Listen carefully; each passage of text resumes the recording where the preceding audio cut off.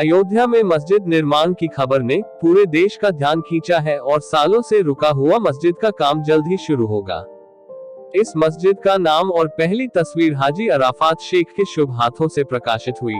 इस मस्जिद को लेकर मुस्लिम समुदाय में कई मतभेद थे, लेकिन हाजी अराफात शेख की पहल के बाद देश के सभी विद्वान, मौलाना और मौलवी एक छत के नीचे एकजुट हुए और इस काम की सभी ने जमकर तारीफ की।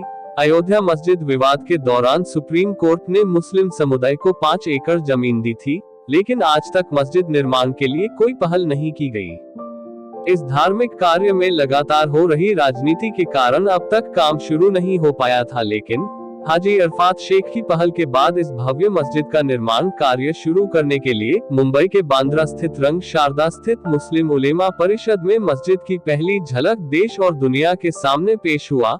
अयोध्या के धनीपुर में मस्जिद के निर्माण के लिए पहली ईंट मुंबई शहर से ली गई और सभी दिग्गज मौलवी, मौलाना और पीर ने ईंट को पवित्र इत्र से स्नान कराया।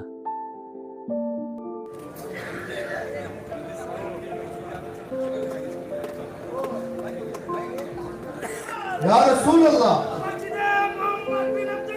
जिंदाबाद।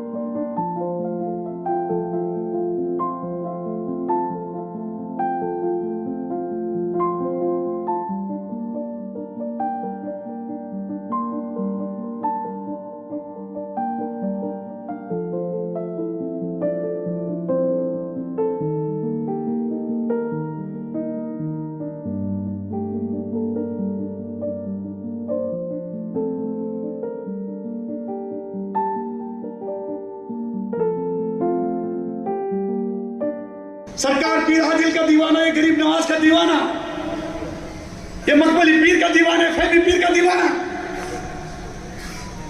हाथ उठा के दुआ किया, क्योंकि हम है वाले थे वाले नहीं। क्योंकि मुझे पता था कि इस विकराल न जाने कौन सी जगह पे हमारे अलीम का, हमारे उलमा का कदम होगा, कौन सी दुआ जगह पे अल्लाह ने दुआ कबूल की होगी। मैंने उस जगह पे दुआ मांगी और दुआ मांग के ही ईशा पड़ी। वैसे ही ईशा जैसी पड़ी, सलाम फेरा, मुझे हमारे मौलाना अब्दुल्ला कमर साहब का फोन आया कि आप हमारे मेहमान हैं, आपको कहीं नहीं जाना, मेरे घर आना। और मैं उनके घर पे चला गया। मैं ये इसलिए बता रहा हूं कि वहां गए और उनकी मेहमान नवाजी और हमारी दोस्ती हुई। मैं देखना चाहता था कि दारुल उलूम देवबंद कैसा है। अगर दारुल उलूम देवबंद के उलमा ऐसे हैं तो हमारे उलमा कैसे होंगे, ये मुझे देखने और सीखने वहां मिला। मैंने कहा एक रात हूं मौलाना साहब से कि मुझे मदरसा देखना है। मैं मदरसे में चला गया और मदरसे के अंदर जैसी पहुंचा तो मुझे मदरसे में मौलाना खालिद मद्रासी साहब मिले। नमाज के बाद हमारी बातचीत हुई। उन्होंने कहा गरीब की कुटिया में चाय पियोगे क्या? मैंने उनके हाथ में बोसा लिया और उनके घर पे चला गया और वहां से दुआएं लेके मुंबई चला गया। मुझे नहीं पता था कि अल्लाह क्या चाहता था और क्या करना चाहता था। फिर कुछ साल के बाद डॉक्टर अभी रमजान के वक्त मौलाना साहब को मेरे घर लाए। तरावी की नमाज हो रही थी। तरावी की नमाज पर अब्दुल्ला कमर साहब आए और उन्होंने मुझसे कहा कि आपको एक काम करना है। मैंने उनसे पूछा क्या काम है, तो उन्होंने कहा कि आपको एक मस्जिद बन रही है जिसका कई सालों से काम रुका है, उसकी जिम्मेदारी आप पे सौंपना चाहते हैं। तो मैंने उनसे पूछा मैं क्या कर सकता हूं। मुझे पहले लगा कि मुझे और कुछ बात कहेंगे, लेकिन हमारी आधे घंटे गुफ्तगू हुई, कुछ सवालात हुए, उन्होंने सारी सवालात का जवाब दिया। मैंने उनसे कहा कि मैं जरूर आपसे बात करता हूं, और वो चले गए। ताज्जुद के वक्त नमाज पढ़ी, नमाज के बाद एक ऐसा ख्याल आया कि वो देवबंद जिन्होंने रेशमी रुमाल की तहरीक लिखी, वो उलमा क्या होंगे, उनका मुकाम क्या है। उस देवबंद से कोई मेरे घर आ रहा है और एक पैगाम दे रहा है और एक बात कह रहा है कि हाजी अरफात आपका साथ नहीं, हमें आप चाहिए। दोस्तों, आज हिंदुस्तान के लिए, मुसलमानों के लिए आज बहुत अहम और बहुत बड़ा दिन है, जिस दिन का इंतजार हिंदुस्तान का मुसलमान कर रहा था। कि आज अहम दिन, ना जाने कौन सा अल्लाह वाला इस दिन का इंतजार कर रहा था। अल्लाह ने उनकी दुआ कबूल की। जो दुनिया में जिंदा है वो भी दुआ कर रहे थे, और जो दुनिया से चले गए वो भी इस दिन का इंतजार कर रहे थे। उनकी दुआओं के बदौलत आज ये दिन देखना हम सबको नसीब हुआ। हिंदुस्तान की ये शाही मस्जिद इतिहास के पन्नों पर दर्ज की जाएगी कि जिस मस्जिद का नाम नबी पाक सल्लल्लाहु अलैहि वसल्लम के वालिद का नाम के साथ रखा गया है, मोहम्मद बिन अब्दुल्ला। ये बाबरकत नाम इस हिंदुस्तान में मोहब्बत लाएगा, नफरतें दूर होगी। दो समाज के अंदर एक दूरियां थी, वो नजदीकियां में आएगी। ये बाबरकत नाम की इतनी फजीलत है कि इस देश को तरक्की और तरक्की का रास्ता खुलेगा। मैं आज बहुत खुश हूं कि हमारे बीच यूपी के सुन्नी वक्फ बोर्ड के चेयरमैन जफर फारूकी साहब, मौलाना अब्दुल्ला कमर साहब,